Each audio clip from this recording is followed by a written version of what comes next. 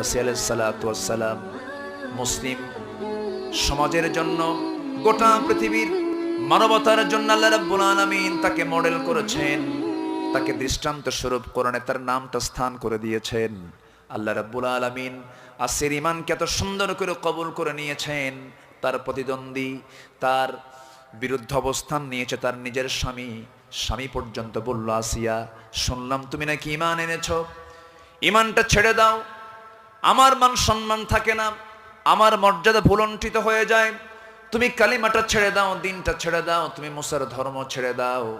আসিয়া আলাইহিস সালাতু ওয়াস সালাম বলেন, আমার স্বামী, আমি তো মুসার ধর্ম আমি আনি নাই, আমি তো মুসার দিন গ্রহণ করি নাই, আমি আল্লাহর দিনকে গ্রহণ করেছি, আমি দিনকে গ্রহণ করেছি, আল্লাহকে বিশ্বাস করেছি। আমার স্বামী, আমি আপনাকে দারুণ ভালোবাসি, আমি আপনাকে কালিমার দাওয়াত দিচ্ছি, আপনি কালিমা পড়ে মুসলমান হয়ে যায়। সালাতু ওয়াস সালাম